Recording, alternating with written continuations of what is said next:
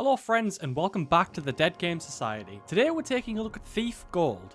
I've always wanted to play the Thief games. I'm a huge fan of stealth games and the Thief series has always been regarded as one of, if not the best stealth game franchise in the industry. So I thought we'd take a look at it from a critical perspective and take a look at how this iconic game transformed its genre and whether or not it holds up today. Before we could even get into the video though, I want to mention that I had to download a program called T-Fix to get this game running in native full screen.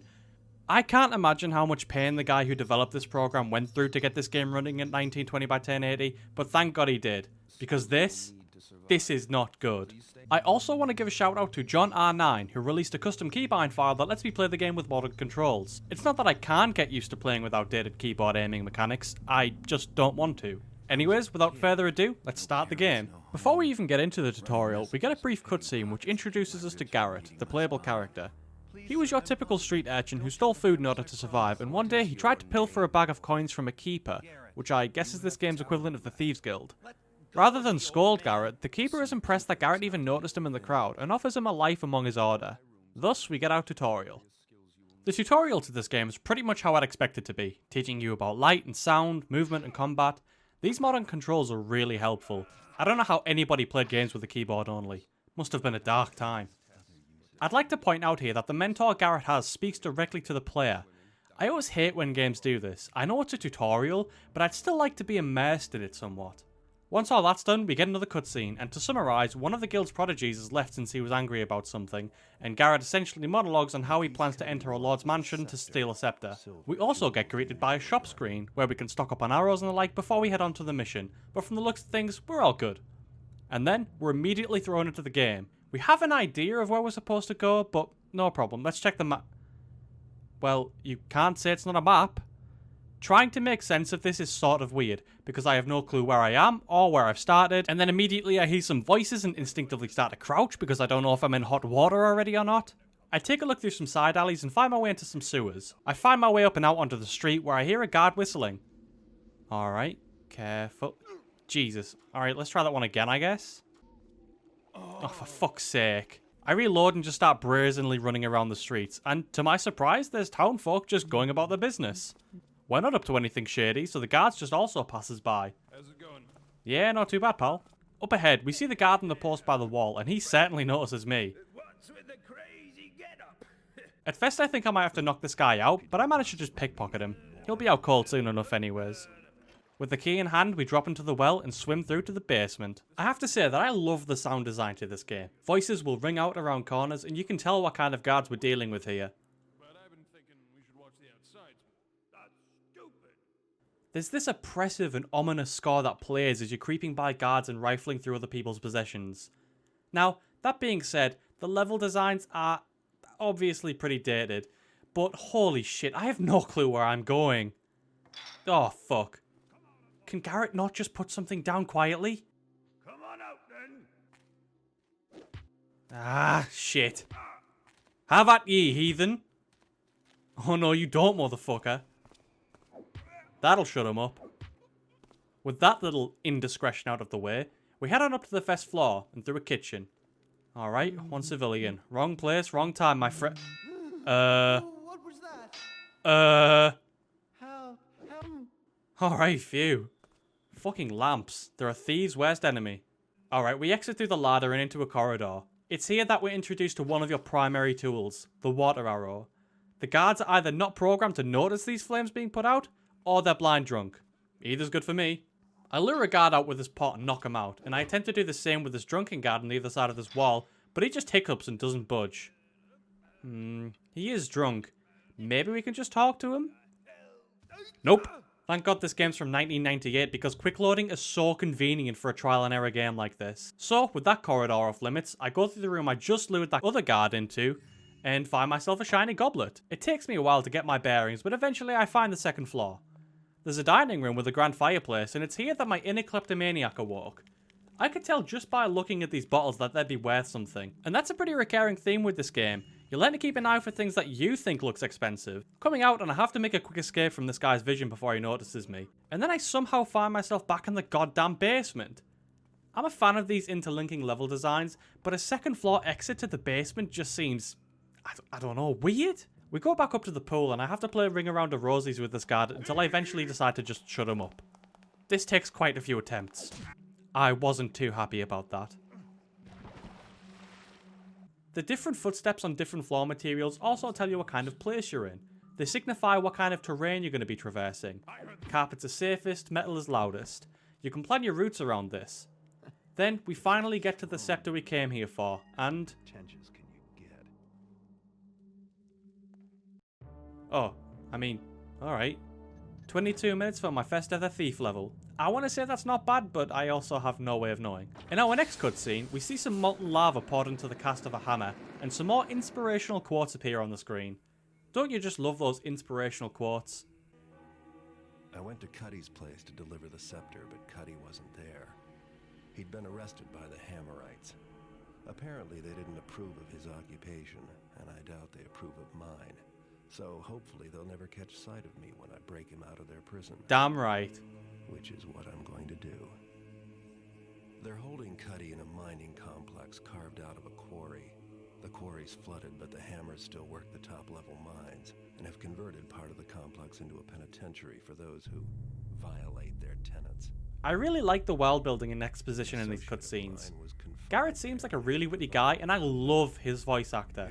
Stephen Russell has been in quite a few games I've really enjoyed, including pretty much all of the 3D Fallout games, Dishonored 2, Prey, and even Neverwinter Nights. Anyways, we have our objectives. Let's break Cuddy out of prison. And he owes me money for the Bafford job. We can buy some hot tips here to tell us more about the level, but apparently I didn't steal enough last time, so we're going to have to go without for now. Well, in we go to the mines. Ow, Jesus, alright, note to self, flies equals hazard. Pretty quiet around here. What's this? Okay. Not weird at all. Oh hey, some gold. I'm starting to think Garrett has a bag of holding or something.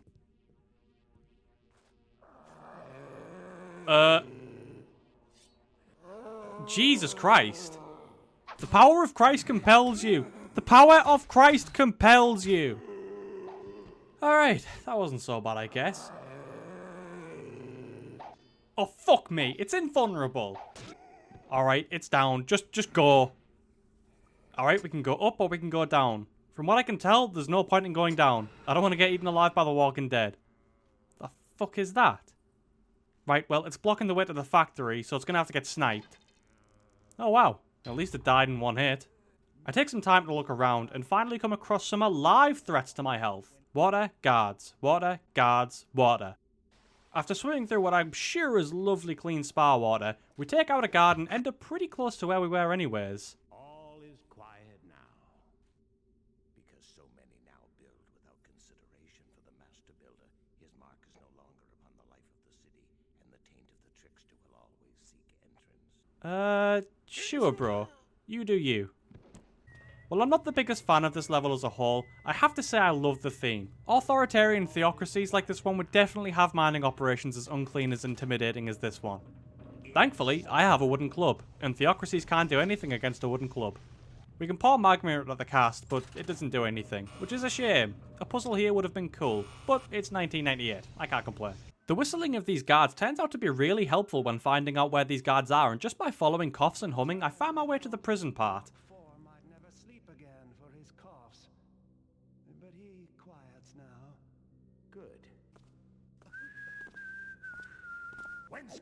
Damn, these guys need to eat some carrots. Their sight is really terrible. Alright, the guard said cell block 4. So we put out this torch, move around, and I try my best to get this guard out of this little booth he's in. I finally managed to get him to start moving around, but his movement's really erratic and I don't spot an opening to get up on him. Oh, come on.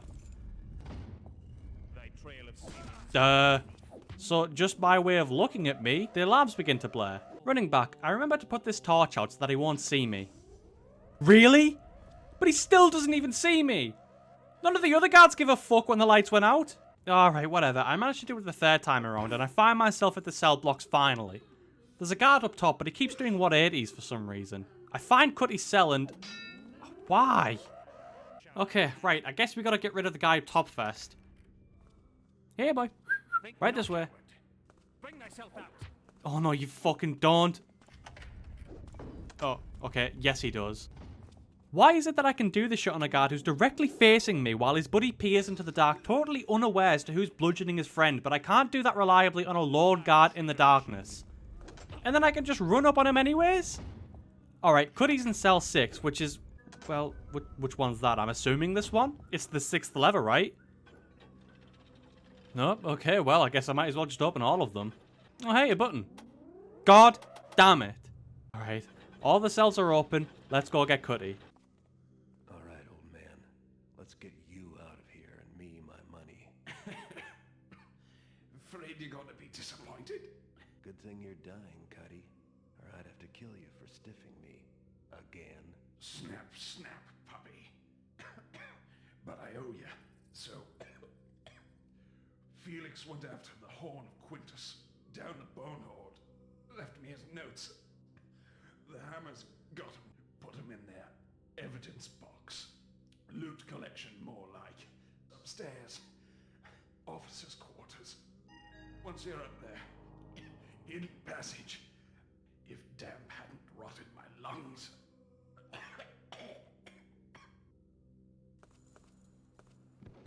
Okay then. Guess we're grabbing some notes. Cell block 1 it is.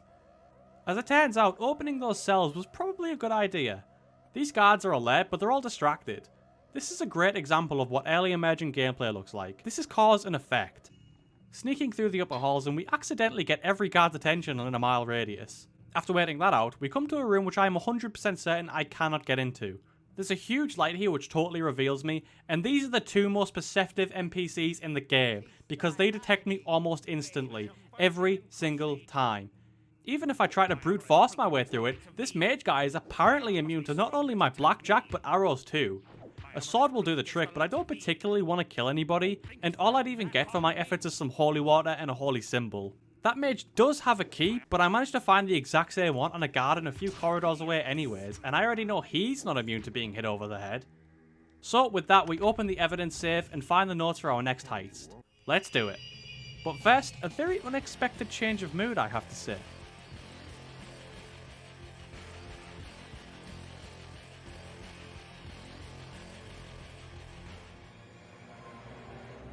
I'm not sure if I entirely like these cutscenes. They're certainly well written, you could do a lot worse for fictional holy scriptures, but I just find them sort of confusing. These cryptic quotes don't really reveal much in the way of world building. I was pissed at Cuddy for a good while after the prison debacle. But hey, you can't blame him for what the Hammers did to him. So I decided to go after that horn Felix talked about.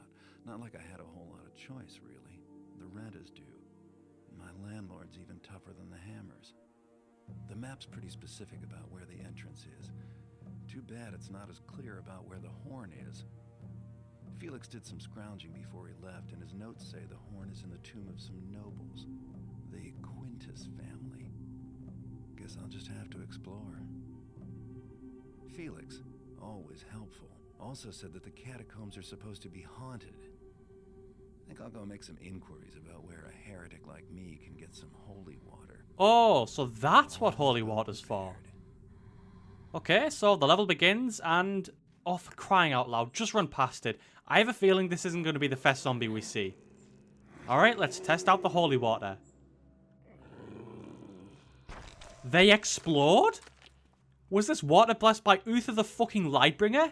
I'm getting too old for this. This level is a bit of a maze so far. I find another one of these little altar things, and it still hasn't really been explained what they're supposed to do. I find a dead hammerite who springs to life as soon as I turn away, and then I find a tunnel with some glowing mushrooms. This level really is confusing the fuck out of me. It probably wouldn't be so bad if the maps were... Oh my god, what the fuck is that? Okay. Well, there goes all my fire arrows. Better hope regular old arrows work, otherwise I could be screwed. After a few minutes of head glitching these creatures, they scurry off and don't seem to want anything to do with me. Good.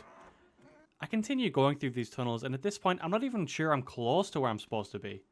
The map says it all. After killing this dog creature, I climb a rope, and it's at this point I'm wondering, have I just fucked myself?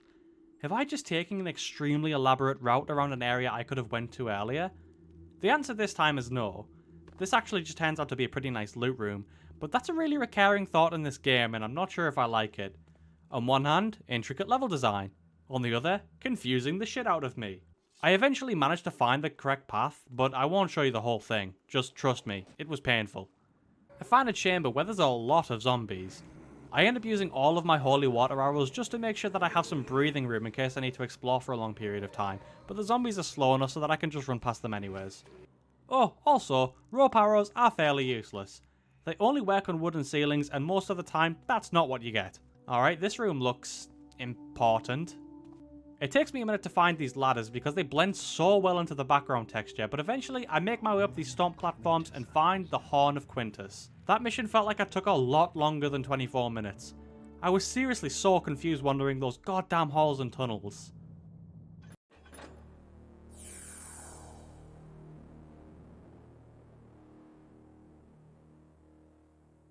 The ancient corruption was again contained. To do more would have upset the balance, but we knew to remain ever vigilant lest it resurface. I had some money to spare after disposing of the horn, so it seemed time to invest in some new tools. Farkas is one of the few merchants willing to risk selling to an independent like me, and his prices are steep. This guy reminds me of the host for Grisly Tales for Gruesome Kids. Wardens give me orders and take a cut of my profits. They've been after me for years to join one of their stables, but I'm not interested. Maybe they'll get the idea and give up. More likely, they'll just ramp up the threats. Nothing I can't handle if I'm careful. And lucky. And my luck seems to have finally turned for the better. Okay, so this is just a good old conventional burglar mission. Thank God. Oh, wait, so there's nothing I can do for this guy? Guess we'll just steal a bunch of his stuff then. I didn't mean to do that. Oh no, they heard it too. Yeah, mission failed, whatever. Alright, what if we just No? Alright, let's just follow them. It's here that the game's detection mechanics really start to get on my nerves. I walk as slowly as I can across this metal bridge and the guard spins on me. I try to wait for them, but then they just hear me as I catch up to them and start searching for me again. Thankfully I managed to shake them, but then they also shake me. I guess I lost their trail. I restart the mission, and now they're also taking a different route? Detected. Detected. Detected. Detected. Not detected. Lose their trail. I have a harder time trailing these two guards than I did sneaking through the mansion at the beginning of the game. This guard peers right up to my face, but because I'm in the dark, it doesn't matter. Tiny footsteps on a metal bridge, though? 10,000 IQ. Eventually, I managed to follow them all the way to the Hammer Temple, and it's obvious that I'm not just going to be able to go through the front door. So I tail this guard around the side. I said I tail this guy. I tail the... For fuck's sake. It's getting pretty clear to me that the only way I'm going to be able to get through all of the levels unscathed isn't with stealth. It's with pure cheese. Apparently that doesn't work through invincibility frames, however. Yeah, a stealth game with invincibility frames. Welcome to 1998. At this point, I stopped recording and then started again, and this is 40 minutes of pain and suffering. I try and play the game to the best of my ability, sneaking through rooms one by one, constantly reloading whenever I get caught so I'm not in a sticky situation, hiding my bodies and staying hidden, I guess. Once I get to the second floor, I learned that his fatness is in the cellar counting up his gold. I run around trying to find as much loot as possible, but after a certain period of running blindly through the level, I just let things descend into chaos. The alarms are blaring, I'm running through collecting as much gold as I can see. Oh hey, you can even bunny hop in this game. There's pretty much nothing stopping me from doing this the whole game apart from getting chased around. The difficulty settings only seem to change the guard placements, detection radius, and increase the objective list. Other than that, I'm pretty much free to play chase tag with the whole barracks until I get the job done. I do restrain myself from doing this a lot just so I can actually experience the game as it was intended, but it's good to know that I can always just beeline across the map. This comes in really useful for later levels, but for now, even though every guard in the neighborhood is looking for me, I spent ages trying to look around as much as I can for this Ramirez guy, and eventually I do find him. Christ, thankfully the mission ends just as soon as I take his belt pouch, otherwise I'd have been here a while. Our next mission has us going into a thieves guild, and here, make note of what Garrett says. I was going to pay Lord Randall and his vase collection a visit, but the Downwind Thieves Guild beat me to the score. Word is that they haven't divvied the booty yet. Apparently their leaders, Donald and Ruben, are arguing over the prized sapphire vase. Sounds like they could use a third party to settle their disagreement. Since I'm no mediator, I'll just steal the vase from them. They'll be so busy blaming each other, no one will suspect an outsider. The Downwinders run a gambling den called the Overlord's Fancy, which operates under a nearby restaurant. The guild's hideout is beneath the casino. I have a rough map of the complex I got from sources from the inside. Once I'm in the Overlord's Fancy, I'll have to search for the secret entrance to the hideout. I have to be careful. The Downwinders know me all too well. If they catch sight of me, they'll know who took the vase. Assuming they don't just kill me for trespassing. Finding the vase may prove difficult since I have no idea where it is. Should be a hot topic of conversation among the Downwinders. Maybe I'll be lucky enough to overhear where they're stashing it. Time to make a living. Did you get that? We have to be careful because if any of the Downwinder spotters, they'll know who we are and they'll know who stole the vase. Keep that in mind moving forward. So we obviously can't go through the front door to this place, but we can go around the back. Alright, so we got 2 guards patrolling, a big fire and a civilian. Best we take out that fire first. After all, I've put out plenty of them without anybody immediately noticing me. Oh, fuck this. Reload. I wait until the guards are out of sight and then quickly remove the civilian from the picture. That's one obstacle out of the way at least. These guard rotations give me a very small time frame to work with though, and it makes exploring the level initially pretty tense. Just hearing those footsteps walk around me is enough to give me the creeps. I managed to sneak up on the second floor, which is being patrolled by only one guy as far as I can see. He's blind though, so we're all good. We find a chute which leads down into the secret casino, and a really kick-ass song starts playing as we creep around and witness all the patrons gambling away their gold. I systematically start removing the guards one by one to make sure that I have no issues clearing this casino out of all of its treasure. It was frustrating. Eventually, I just resort to killing a guard with an arrow and knocking everyone else out. I plunder my loot and go deeper into the guild, and soon I find out that not only is this place huge, but I just spent ages wandering around trying to find out where it is I'm supposed to go. I couldn't do it, guys. 90s gamers are smarter than me. It's official. I had to look at a walkthrough for this one, and I'm glad I did too, because I had to use a roulette machine to open a secret doorway. I have no problem with this being a thing. I probably just wasn't paying enough attention to the conversations or something. But imagine if I just hadn't looked at a guide. I'd have been here for hours. I didn't even realize you could spin them.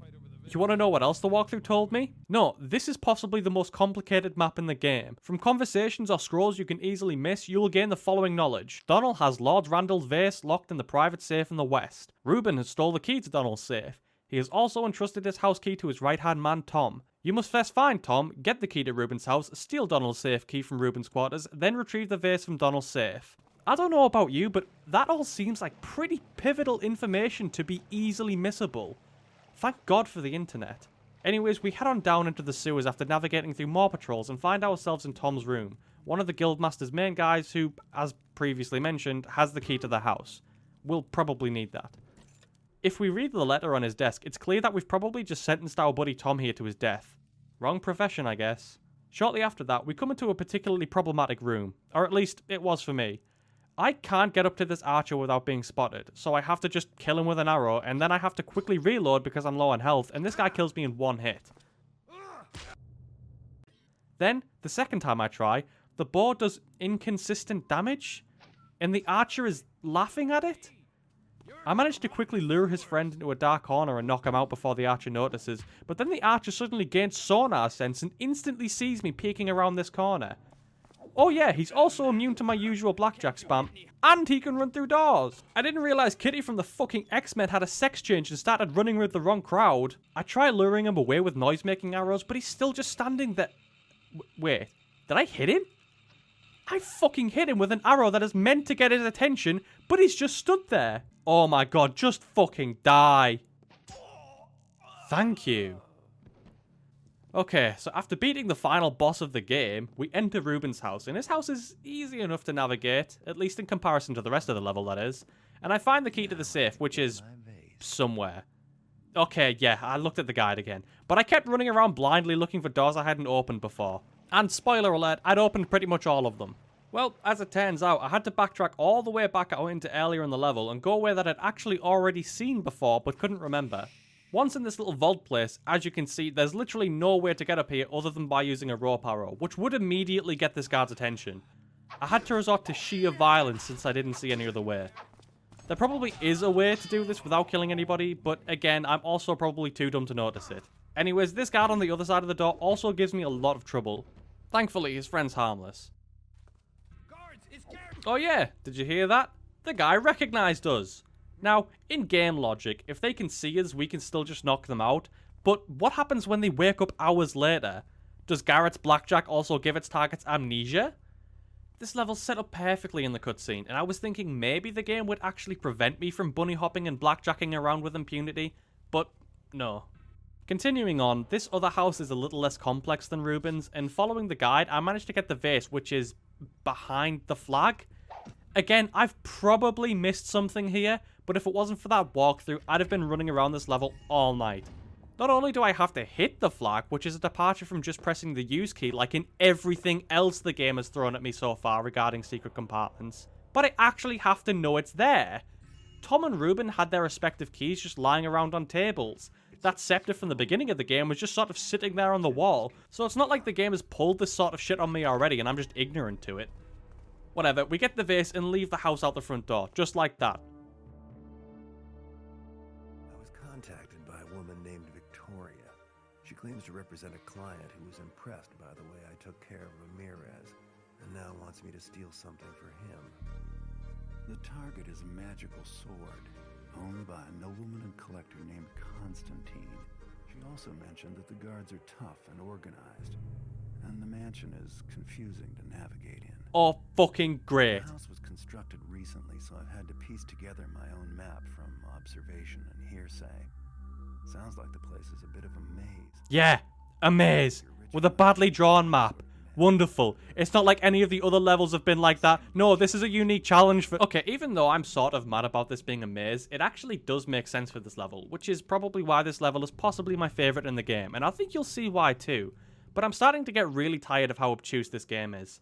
The level starts off just like the other mansions we've infiltrated. You've got your dining room, marble floors, coffins in the living room, strange faces in the walls which shoot magic bolts, and doors in the floorboards. Wait a minute, are we robbing a vampire?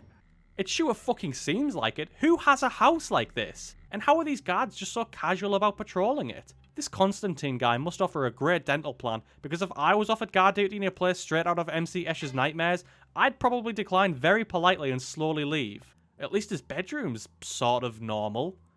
We can also see that he bathes, but vampires and running water is a contentious topic.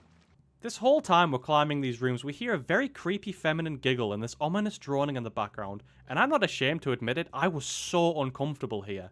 This sword, which we eventually managed to find, is also floating, which is actually the least weird thing about this place.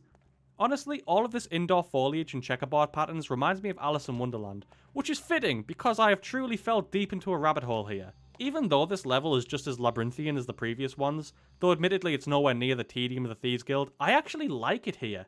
It makes sense for there to be all of these twisting corridors and interlinking sections. It takes me a while to get out, but eventually I managed to do it in just under 24 minutes to boot. This next cutscene is also important, so let's just watch it. Garrett, it's Victoria. I trust you made it back alive. You've done well, Garrett. Come with me and bring the sword. There is someone you have to meet. It's time for the payment you've been promised. Yeah, because that doesn't sound fucking suspect or anything. I have to say, the atmosphere of this scene is awesome. The hanged guy in the stained glass window and this ominous droning music in the background, it's great. A refreshment, Mr. Garrett. I'm in the possession of a superior brandy that has the most restorative effect. I prefer my payment in cash, not liquor, Mr. My apologies. I've been watching you, Mr. Garrett, so closely, in fact, that I'm afraid I'd forgotten we haven't actually met yet. I am Constantine. All this time I thought you were gonna pay me. You've brought me here to kill me? But you have it all wrong, Mr. Garrett. Would it surprise you to know that it was I who hired you to steal my own sword? No, actually, it wouldn't. Yes. You see, Victoria and I are... Old associates. Yes. You were being tested, do you understand?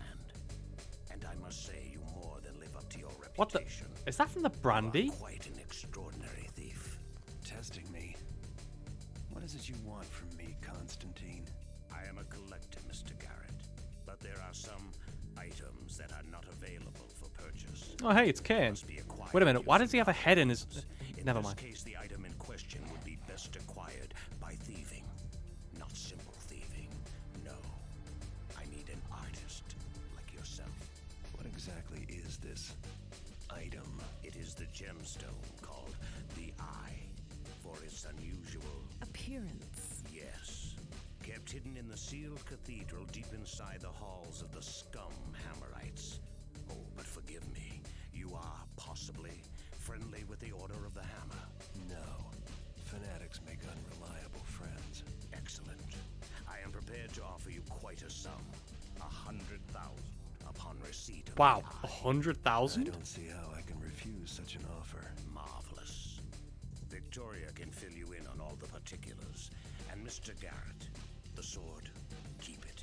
You have earned it, but also, I believe you'll find it useful in your quest. Well, considering this game has a sequel, we can already guess how this is going to go. It's a good thing that Garrett didn't drink any of that brandy anyways. Oh, God, right, yeah, I'm just going to skip past this. The eye that Constantine wants is in the abandoned cathedral of the Hammerites. Maps of the area are easy to find in attics and old trunks. Oh, hey, this map actually doesn't look too unreliable. What a treat. Years old. Something tells me that this is not going to be easy, but for the amount I'm getting paid, I'm willing to take some serious risks. You know what? I actually also happen to like the layout of this level too. We're unfortunately back to stumbling through no man's land, but the environmental storytelling in this place is great. We see our usual zombies and poison dogs and also mage ghosts. In my usual fashion, I nope the fuck out of there and come to a bridge with buttons on the other side. I know I'm probably supposed to just shoot them, but I'm kinda curious to see whether or not I can just make this jump normally. I'm not exactly a master at bunny hopping, so it takes a few tries, but eventually I actually managed to make it. Take that, gravity. And oh look, street signs that correlate with the map, so I can actually ground myself in the map and identify where I am. Am I playing the same game as I was 20 minutes ago? Take a look at this room. We have 2 closed doorways, which could just be ordinary decorations, and a key-shaped platform with some holy water in it. There's a statue of a guy with a keyhole carved into his shield, so this is obviously something the Keepers built, but why? I started to worry that this is going to be another one of those elaborate puzzles that I'm going to be too stupid to figure out on my own. However, I'm pleasantly surprised this time. We eventually find the cathedral, and we find the doors locked. These statues obviously have something to do with it, but they're not accepting any of my offerings, and so I have to look for an alternative way in. Around the back, I find a very conveniently placed square-shaped hole in the window.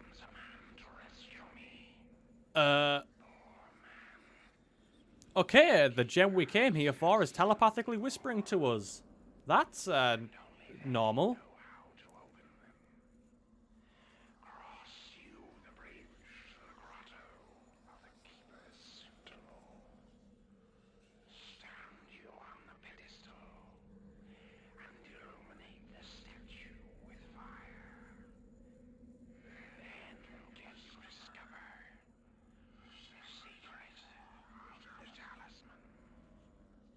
If we lean in the window again, it just repeats the whole thing, which is actually a good thing because I need to listen to it twice to figure out the puzzle.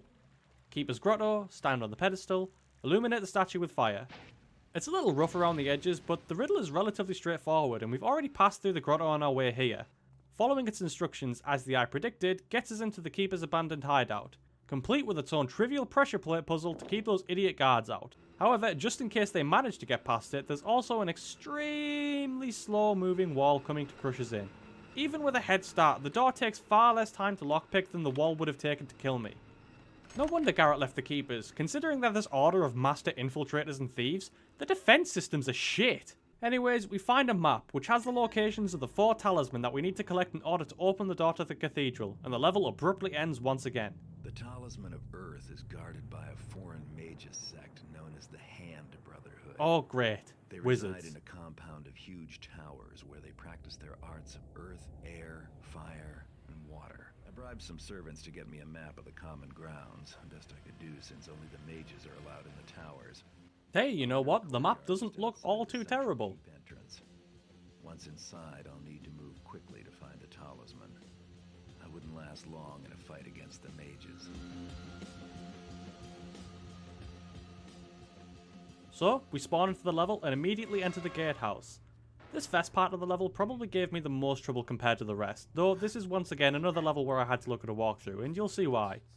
Navigating these early parts of the level can be a bit of a challenge, as the whole place is lit very well and these mages are even less susceptible to the blackjack than any other enemy we've came across so far. Funnily enough, Constantine's sword comes in real useful, and this guy over here doesn't even bat an eyelid to his friends being slaughtered across the room from him. Do you see what I mean now about just how inconsistent this game's detection mechanics are? Going into the library, and once again that secret door sticking out like a sore thumb. Something is amiss. Something is amiss indeed. About 10 minutes later, I managed to find my way up a staircase and see some corridors which I guess look themed. The map said there were 4 elemental towers, so I guess I just have to go through them one by one, right? Well, I take the time to, and then... Oh, this tower's locked? No, all of these towers are locked. As it turns out, I'm not even supposed to be up here. I'm supposed to go all the way down and into the maze and work my way up from the bottom of the towers. Thankfully, the water tower is fairly easy. There's nobody guarding the inside, so I just swim on up and grab the key.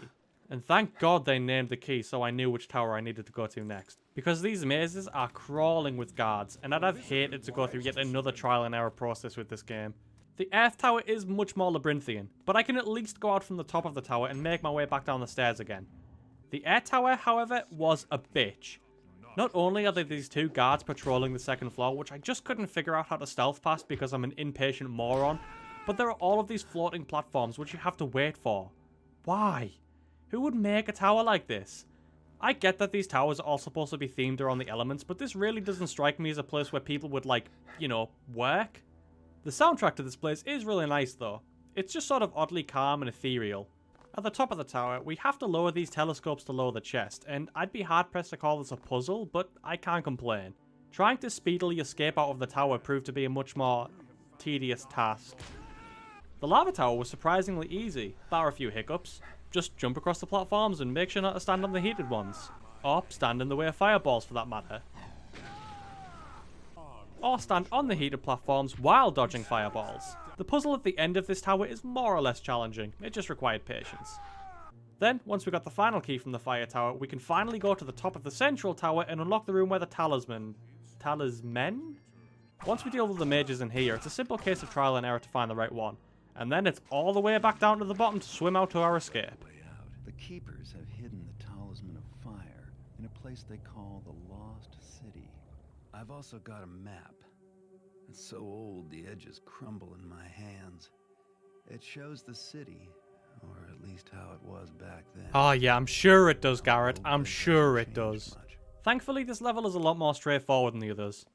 It's another dungeon crawling one, so it's a little bit more difficult to navigate, but there are hardly any threats to sneak by, so we can move through it a lot faster. There's a fair bit of lore to be found down here too. I actually think I might have came across a skip. I'm not sure if this is a skip or if I'm doing the game exactly as it's intended, but from the looks of this gap, I'm not so sure the developers intended for me to hop, skip and bunny hop my way over this lava pit. Once I actually manage to get it right, that is. Once we're in the tower, we find the Talisman of Fire, and from here we can use a rope arrow to get to the ceiling and simply bunny hop our way back the way we came. It's a simple level, but I do like the world building down here, and it's a nice switch of the pace. Now, I sped through covering that mission, but there really wasn't that much to it. I finished it in around 23 minutes, but most of that was just trying to get away from those poison dogs and attempting the gaps over and over. We'll do the next one a little bit more thoroughly. The keepers stashed the Talisman of Water in a series of hidden caverns located deep below the city. According to their map, I'll find it in a shrine located in the lowest cavern. Are those scorpion men? I don't expect to run into anything too threatening other than a few venomous spiders. However, the map does contain this note. Stand not against us, lest you feel the sting of ignorance's barbs. Sounds like keeper talk for we've rigged the place. I love Garrett. An informant of mine, Geary, made a home for himself in these caverns after he lost his job tending the ticket counter of a nearby opera house. He should know these caverns better than anyone, so I'll pay him a visit to see if he has any useful information for me. Alright, down into the sewers. Oh, no, we're straight into the caverns. Oh. Guess I'm not getting any information from Geary after all. That might be one of the most terrifying late 90s models I've ever seen. Well, we're clearly not getting anything from here. Time to delve deeper. Oh, interesting fact for you. This mission is only in Thief Gold. The original version of the game had both the fire and water talisman in that Lost City level. but I'm glad they released additional levels, because I happen to really like this one. After we navigate our way through the cave somewhat, we eventually find this guy, who I've taken the liberty of nicknaming Shamlet. We'll reenact the memorable scene between Raoul and Valerius at the bridge. I'll begin. The city at night. Raoul, the handsome, young opera house owner, sings to the Lady Valerius. I, Raoul, do accuse you... I'll just paraphrase. He was once an actor in the opera house, but he was fired and now he lives down here. When the guards came looking for him, they found the talisman and now the owner of the opera house has it. Shamlet has a map and wants us to head up the rope, but he's blocking the way. Sorry Shamlet, the curtain's closing on your performance for now. Our act is just beginning. So, we head up the rope and onto the streets, and from here it's just a matter of sneaking through the corridors and trying to find the second floor. I'm a big fan of the way this level is designed. It's sprawling, but it actually makes sense here, and I rarely get the feeling of why is this here exactly. Only rarely though. Like, why is there a room with just 3 dressers inside of it? Or this ladder inside of a fireplace which leads up to a wall behind the dressing room. There's a secret door and everything. Injury to insult, I'm forced to wear costumes from years past. I can't believe the Opera House is still losing money. It's all these lower class people working in the ticket office and such. They Most steal resist, and get their communist hands edge on. to kill, Valerius bourgeois, should find all scum. of them. When the proletariats rise up, you'll be the first we cannibalize. After exploring a little more, we make it to the backstage, and here I find out that gravity is actually an effective weapon for a thief. We can even peek out and see the audience. This is another one of those moments where you just sort of have to let your imagination fill in the gaps a little bit. I mean, I'm pretty sure 8 booths won't bring in a lot of money for an opera house. Just by following the music, we get to the stairs leading to the second floor, and the guard detail around here is pretty difficult to deal with on account of the flooring. Tiles like these make the most noise, and they've gotten me detected so many times already, but thankfully there's a wooden trim along this ramp we can slide up. So, one by one, guard by guard, we clear the area up a little bit, which allows us some breathing room to explore, and more importantly, steal. I have to say, I really like this strange mixture of the ambient music. There's something so weird about hearing the usual oppressive droning with the ambient sound of uplifting strings in the background. What I don't like about this level, however, are these 2 guards, who give me just about as much trouble as Mr. Incredible did during the Thieves Guild level. I seriously can't lure them out one by one, and I'm once again at the mercy of the game's RNG knockout mechanics when they're aware of you, and also the weird hitboxes.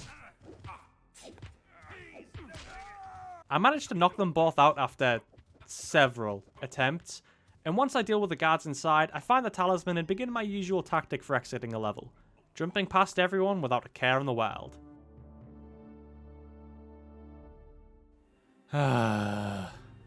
Getting the Talisman of Air will be an interesting challenge, but I'll need it if I want to get the eye for Constantine.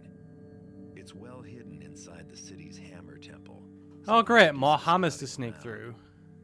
Problem is, the place is fully active day and night. Not even I can stay undetected for very long. Oh? Well, they say that the best place to hide a letter is on the mantelpiece.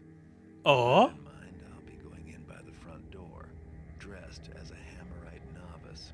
Okay. That should be I can get perfect, behind since this. Novices aren't allowed to speak while on the temple grounds. My contacts can get me a novice's pass to get me through the gate.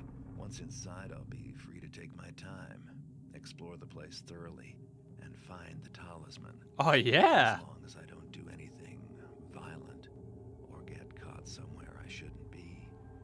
Because as the new arrival, I'll be the first person they'll suspect if anything goes wrong. So, we approach the guard once the level starts and we're let in. And we can just walk around freely, eavesdrop and steal from my unwitting colleagues. Actually, would I even consider them colleagues? Is this even a job? How do you get inducted to cults like this normally? I'm sure there's lots of legal procedures the Hammers have to go through in order to even operate like they do. But for now, I've got my mind on more illegal procedures. Namely stealing everything in sight. And also looking at the walkthrough, again. Even though this level is actually fairly small, probably one of the smallest ones in the game and therefore easier to navigate, it more than makes up for that with how absolutely cryptic it is. In order to even get to the talisman, I have to throw 5 switches. All of them are hidden, and I have to do them all within 5 minutes of one another. How in the fuck am I supposed to know that? None of the guards talk about it. It's not like the switches are out in the open or actively guarded. This is yet another level where if you don't have a walkthrough, you either spend a whole day figuring the level out, or you get bored and stop playing. If you finish this level through pure intuition alone, I tip my goddamn hat to you. Anyways, we eventually get ourselves the talisman, and of course, everyone knows it was me who flipped the alarm, so I hightail it out of there. Alright, all 4 talismans collected. With the talismans, I'll be able to break the wards on the cathedral. It's time for me to retrieve the eye and bring it to Constantine. Last time I was here, the eye was inside, in plain sight on the main altar. I just have to grab it and leave. But that won't necessarily be easy if the place is as haunted as it looked before. So if things get tough, there is another way out. Through the gate in the cloister, behind the cathedral. The sooner this ordeal is over with, the better. When I get paid for this job, I'm gonna retire in style. Let's do it, Garrett. Thankfully, we don't have to go through the whole town again. We just get plopped right by the door. Yeah, well, we're all full of surprises. So, other than this place being an absolute creepy death trap, we also find out once we pick up the eye that he's also a bit of a comedian. His funniest joke is the one where he seals the doors once we pick him up, forcing us to go through this hell of a level. Yeah, I fucking hate this mission. Other than it being an absolute bitch to navigate with all of these enemies constantly chasing me and blocking up corridors and doorways, they also do a lot of damage, and honestly, they creep the fuck out of me. I have a strange phobia about being chased by things, dogs especially, and even though it's a video game and I'm not particularly prone to scares in video games, something about these fucking undead knights chasing me makes my skin crawl. Alright, let's consult the walkthrough again since the objectives aren't specified. Find his rosary, find a holy object, forge a holy symbol, bless the holy symbol in the moon pool, find the prayer book, find a candle, perform a burial ritual, bury brother Martello, bury brother Renault, kill all haunts. Yeah, I'm not doing that. For the first time, this game has defeated me. There's a cheat code in this game which lets you outright skip the current level, and thank God there is, because I honestly don't think I could beat this level legit. I mean, maybe I could. It would probably be more stress than it's worth. I like to think I'm fairly good at stealth games. I've beaten all of the Splinter Cell and Hitman games buying the reboots on the highest or second highest difficulties. I beat Dishonored 1 and 2, most of Alien Isolation, though I really need to get back to it. And this is the first time where I felt as if the mountain was too high to climb. I may be a cheating scumbag, but if it means I can actually continue enjoying the game, I'm fine with that. So, with the level over, we go to the next cutscene. Time to get paid. I can't tell you how pleased I am with you, Mr. Garrett. I simply can't find the words, but perhaps Victoria can help me in that regard. She has such a way with them. Yes, we are both so very pleased. Victoria? Even though the eye is defective. What? Victoria is quite right, Mr. Garrett. I don't mean to sound ungrateful, but this eye is completely blind. It's a rock. It's what you asked for. Am I gonna get paid or not? Of Oh, course. God. Victoria, are you prepared to give Mr. Garrett his compensation? Holy shit!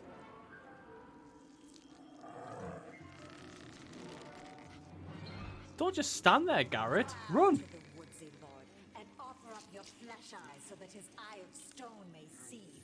I have to say, of all the video game demons I've seen, Constantine is probably one of the best. Garrett's reaction is pretty realistic too. He's so frozen with shock and fear that he doesn't even scream. Just lies there, helpless. Did you think those ancient phrases were mere words, man-fool? Look at me. I am the woodsy lord, the trickster of legend. If you be thirsty, flesh thing, drink of me. Ah, yeah. Be hungry, then feed, for I am the honeymaker and the jumpsberry. Okay. I am the leaf that feeders on the fleshed ones, thems that calls themselves builders, and wielded up a hammers against him. My poor Mr. Garrett, you will not live to see the sprawling glory of it. Your sacrifice is not yet complete. 9 lilacs and 9 thistle leaves must feed, and I? Stands he then in the green's infested maw, and speeds he out his judgments upon the weeps and writhing manfolds. So, is anyone else confused about what we just watched? I mean, I got the gist of it, but what was he saying? Look here. Our path is true. In here? Yes. Since you left us, you have been a stone rolling downhill. Now you must aim this remarkable momentum. It is past time for the balance to shift. they come. What? Wait! The trickster will not forgive you for doing what he could not. Nor, I trust, will you forgive us. Keepers. Looks like I better get moving, or whatever those things are will waste a perfectly good rescue. Escape. You don't have to tell me twice. Thankfully, it's a pretty short level. We just hop, skip, and jump our way past Constantine's security detail. I wonder if these creatures were actually those guards who were just casually strolling around in Wonderland. It would certainly explain a lot of things. And once we get out into the courtyard, it's mission complete. This was not the way things were supposed to go. Constantine has the eye, and my eye, and I doubt he has anything wholesome planned for him. Garrett's pretty casual for a guy who just had his eye stolen by a god. I don't think anyone but those crazy hammers really believed in the old gods. Those crazy hammers. You know, it wouldn't hurt to have a few dozen heavily armed fanatics on my side just about now. Yeah, I guess it wouldn't hurt. Temple and explain things. Maybe they'll be so distracted by the trickster's return that they'll forget to hold a grudge. And even if they don't, I know how to get out of Crag's Cleft prison already. Damn right we do. And as soon as we spawn in, we see dead people. Yep, you guessed it, place is overrun. Thankfully, we don't have to look too far to see where survivors all fled to. A secret passage hidden beneath an altar. What's down there? Well, more of the same. Dead Hammerites and trickster minions. This underground passage isn't all that complicated. At least, right now it isn't. Oh hey! Yeah, 2 seconds. Keep talking, I'm listening. What? High Priest? I'm gonna skip forward a little here. You're not missing much, just a lot of pain. We grab the High Priest and trying to get him out is, well, it's not very easy. There's 2 small rooms at the end of the level and they are both full of minions. Plus, we need to put the priest down in order to use the key to get him out. Eventually I managed to do it, but boy did I come close to cheating again. Well, this is it. The Hammers say they've received word that Constantine's descended into his realm to perform a ritual with the eye. The Hammers have built me a booby-trapped counterfeit eye. If I can swap it for the real thing, it should cause him some trouble. If he doesn't notice me. I've never robbed a god before. It'd be a challenge. A challenge? Oh yeah, sure. Just a challenge. Well, we're somewhere. I'm guessing we came through a portal to Constantine's realm, but God knows how that happened. I guess that's the least important detail of this whole thing right now. Oh, shit.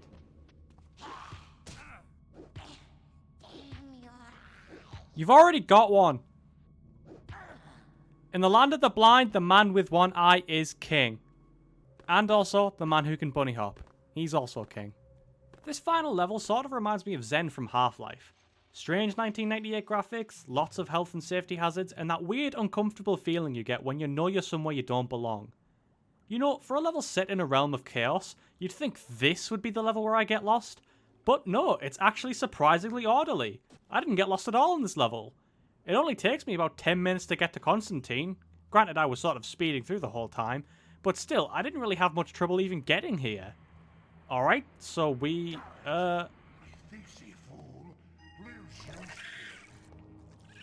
Okay, let's try that one again. No. A third time? Oh, for fuck's sake. It's the floor, isn't it? Yeah, we have to take the tiniest baby steps to do this shit. Come on, come on. Yeah, keep talking, Constantine. Whew. Who would have thought that a god of chaos can't see in the dark? He does this a lot, so I'm just going to fast forward this a little here. Yes. Yes. Yes. Yes! I don't know what just happened, but I know it was good. And finally, we get the ending. Things are still kind of fucked, but at least it's fucked in a man-made way and not hell on earth. The art they did for all of the cutscenes in this game are also gorgeous in a somber kind of way. Keepers. So you think you've won? I think I've got my eye back, yet still, you are blind.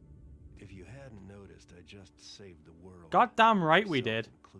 As we knew you would. as it had to be. Now I remember why I left the Keepers. Damn. I remember why we let you go. What do you want from me? Have you come to congratulate me? Welcome me back to the fold? Very well. I will speak my piece plainly. You have accomplished that which was written, and yes, you've done it well. But there is no place for you with us any longer. Yet you will have a great need of us, and soon. I don't think so. I'm through with heroics. And with your kind as well. You Garrett's cannot cold. run from life as you did from us, Garrett. Life has a way of finding you, no matter how artistic a sneak you are. Listen, there is a book that you were not made aware of. I am here Cyberpunk to tell you 2077, it everyone. for you to read it now. If you can still read hieroglyphs. I do try to forget, but you Keepers leave them everywhere for me. Yes, you have more friends than you know. Tell my friends that I don't need their secret book, or their glyph warnings, or their messengers. Tell them I'm through. Tell them it's over. Tell them Garrett is done. I will tell them this. Nothing has changed. All is as it was written. The trickster is dead. Beware the dawn of the Metal Age. And just like that, with some kick-ass music, we get a nice panning shot of some cranes and a nice teaser for the sequel. In true 90s fashion, we're kicked straight back out to the main menu once it's all done. So, what can I even say that I haven't said already? Well, for starters, I'm not even sure how I feel about this game. On one hand, almost every level is just dripping with atmosphere. Reading up on this game online, there seems to be something of a consensus that the horror aspects aren't particularly liked, but I disagree with those sentiments. I think that they contribute to the world building. This is not a generic medieval setting. This is a world of the supernatural, and along with the moody and oppressive tone of the environments, the supernatural horrors go along nicely with the game's gritty aesthetic.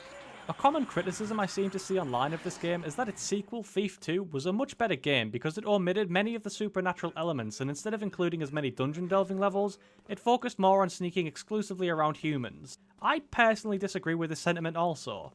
Some say that for a game titled Thief, there shouldn't be any levels where thievery isn't the primary goal, but I think this is a drastic oversimplification of the term thief. Garrett is an artist when it comes to infiltration, and he is a kleptomaniac, granted, but he's also a skilled swordsman, acrobat, and archer.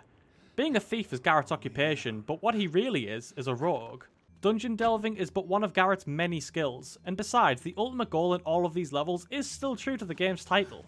The objective is always to steal or get something. Besides, as I previously stated, the supernatural horrors we witness through Garrett's eyes help separate the game from every other generic fantasy world and make it much more memorable. I've played through Dishonored 1 and 2, and even though there are memorable moments and environments in each of those games, I can remember almost every one of these levels even weeks after finishing it, because the world was so dark and every level had such a gripping atmosphere that refused to go unnoticed, and part of the atmosphere was the tension I felt when crawling through zombie-infested tombs, ruins, and quarantined neighbourhoods. The only time we see the sunlight in this game is during the tutorial section, and then we're plunged into night and shadows for the remainder of the story, and Garrett is not the only creature to lurk in the dark. The sound design for this game is also fantastic. The unique scores for each of the levels, as well as all of the ambient sounds, go hand in hand with the environments to craft a unique and haunting vibe. This is also another one of those games where the story of this game takes a back seat while the world drives. There are dozens of books and scrolls to read, conversations to overhear, and while the environments may be simplistic on the surface level, they tell stories all on their own. This game has incredible world building, and while I'm not a big fan of the constant quotes and the cutscenes which play right after them are all really well directed and only add to the game's atmosphere. Unfortunately though, everything I've just said becomes incredibly difficult to enjoy when coupled with the myriad of technical flaws this game has. The detection mechanics are extremely inconsistent, and eventually I followed my own rules of just running up to guards and bashing them in the head, because the alternative process of sneaking around them was just too painstaking a process. It's not that I don't have the patience to play through the game stealthily, I just hate this constant trial and error bullshit. I understand that this is a stealth game and trial and error is sort of the name of the game here, but I've played plenty of other stealth games which didn't frustrate me anywhere near as much as this one did. Not only that, but the levels are fairly long. It took me 14 hours to beat this game. Granted, you could probably take an hour or two off the times for I'd tab out to take notes or eat food or whatever, but that's still over 10 hours, and I definitely got my money's worth with how long those levels feel. A lot of them are these sprawling mazes of unremarkable rooms and corridors, and it's so easy to get into the where the fuck do I go now mentality. where you'll simply run through areas you've passed through 100 times already just to see if there's anything you've missed. And I've spoken a little bit about it already, but like, really, why the fuck is the map so useless? I found myself checking it once or twice every now and again, but other than that I had to use blind intuition to navigate the levels.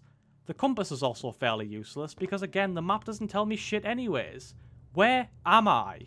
And again, exploring the levels and getting to grips with it myself wouldn't be so bad if I didn't have to slowly crawl my way through the guards. I actually employed a tactic of saving, running around the map as fast as I could to learn its layout, and then reloading to play it stealthily. Sure, towards the end I just sort of gave up and started bunny hopping around, but only when I'd already gotten what I came in for, or when stealth wasn't really viable. Everything else was just one long slog through guard covered mud. You'd think that these sprawling level layouts would play well into the whole emerging gameplay aspect of the experience, but they don't.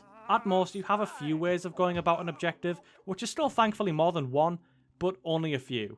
This game enchanted and frustrated me. I started out thinking that not having any restrictions on bodies detected or alarms thrown or guards killed was a bad thing. In Splinter Cell, the alarm restrictions forced you to play stealthily, and they made sure that every step you made was one made with certainty. But now, I realise after finishing this game that restrictions on how to play would only have made this game too challenging for me. If there was a hard-coded mechanic like that which kept me from rampantly beating people over the head and bunny hopping through corridors on high alert levels, then I don't think I would have the patience to play this game.